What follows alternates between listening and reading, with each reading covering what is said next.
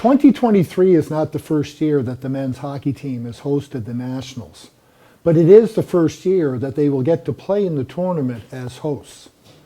It was 53 years ago, and today we reflect on that tournament with the member of the first UPEI men's hockey team. Please welcome Stratford PEI native, Wayne MacDougall. Great to be able to sit down with my favorite minor hockey coach of all time, good buddy Wayne MacDougall. Wayne, thanks for joining us. Thanks, Norm. Glad to be here.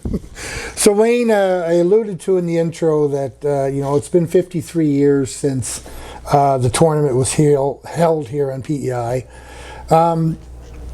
It's a lot different, of course, now in 2023 as it was back then in 1970. But can you maybe sort of take us back in terms of what the format was like back then, how it looked? And, you were a former player yourself from that original team in 1970. But what was it like being a part of that format and being at the Charlottetown Forum back 53 years ago?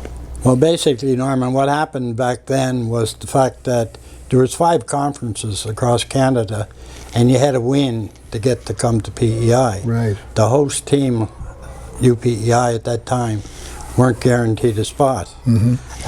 Unfortunately, that year we were about a 500 team. We won all our home games, lost all our road games, and we were great to watch, but nobody wanted to hear about us.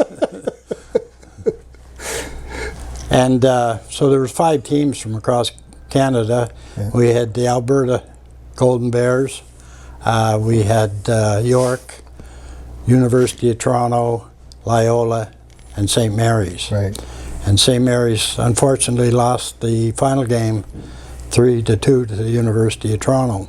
Coached by Tom Watt. Right. And Bob Boucher coached St. Mary's. St. Mary's. And the other thing was York team, which St. Mary's beat, close game, but were outshot badly, but goaltender Chuck Goddard saved the day, and he became the most valuable player. But a little tidbit from that is Billy Purcell, a Islander, coached the team, and he was related to Jack Kane. Oh, Wow.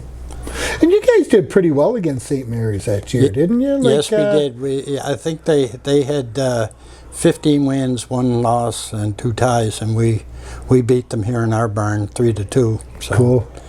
In the old alumni rink. About where we're sitting here today. Yes, and another aspect of that rink was sometimes when we practiced in there prior to games and that, it would be so cold that the ice would crack and we'd have to call practice off. Yeah. Did you wear the toques and everything back in the day like we did too? Toques and one line sock around your neck. Some lines had to go to the dressing room in between to warm up. Oh, geez, it was bad. It was, and the boards were high, and other teams really didn't want to come to St. Dunstan's or UPEI to play with that building because high boards and everybody was on top of you, and if you didn't get there an hour and a half before the game, you didn't get in. Getting in. You're right. So, Wayne, if you think about the tournament, it was very different, like you said, one representative from each conference.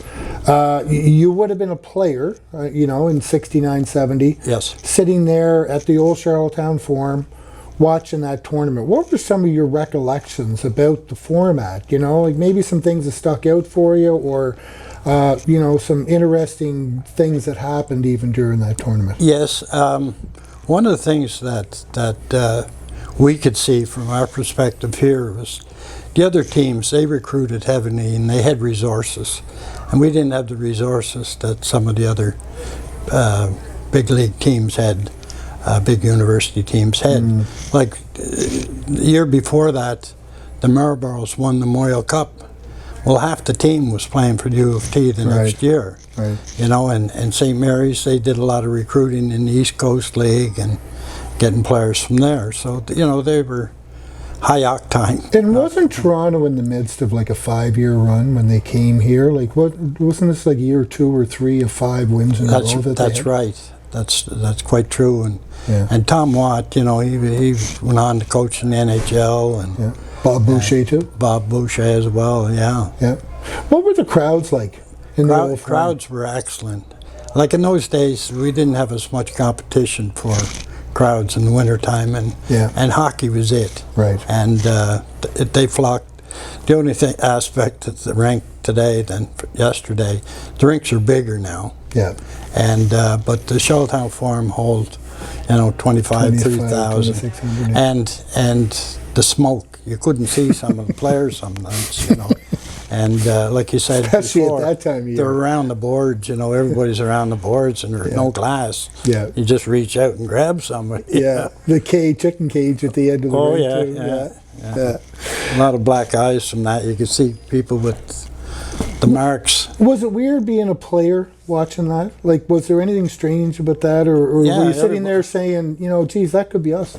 Yeah, that's the thing. Everybody wanted to be on the ice. They didn't want to sit up there watching. The whole team would be there. So if you look at it, Wayne, here we are 53 years later. You're here as an original member of the UPEI Panthers.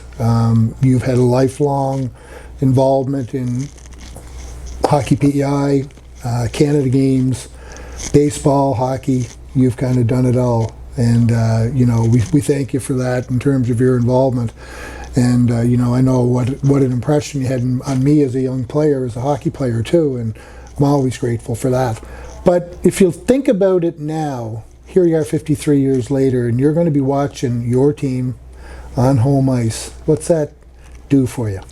Oh, it really, really makes one smile to see that the program has gone on and it's getting bigger and better. And, we're here. Anything can happen. Yeah. And we're certainly cheering for, maybe in my mind, UNB and PEI in final. How good would that That'd be great. Yeah. Because the games we played against UNB were excellent this year, really. Yeah, for sure. Yeah. And one other tidbit I'd like to throw out too is St. Mary's, the year in 1970, they had one line, and it was all black. It was Percy Paris, Bob Dawson, and Stan Maxwell. Daryl Maxwell.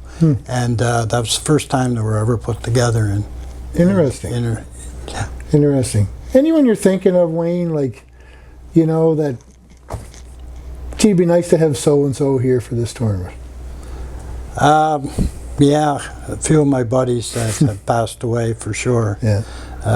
Billy Carson, he was a player that come down here from St. Catharines in the OHL. Yeah. He passed away, and there's numerous guys that were on our team that have since left us. Mm-hmm. But I'd like to have our whole team there, if you really want to know. And, it's... Plus your old buddy Billy Mulligan would have been nice. He would have enjoyed Billy this. Mulligan, yeah, for sure. Yeah, and Rex McCarville too. Rex, played in that, and all top quality people, Yep, good stuff. Yes. Well, buddy, listen, I'm glad that you're around here. Great to have you on. You're a good one, Wayne MacDougall, and you cheer hard on Friday night and for sure. Game 1. That's right, and good luck to the Panthers. Thanks, buddy. Go Panthers, go. Go Panthers, go.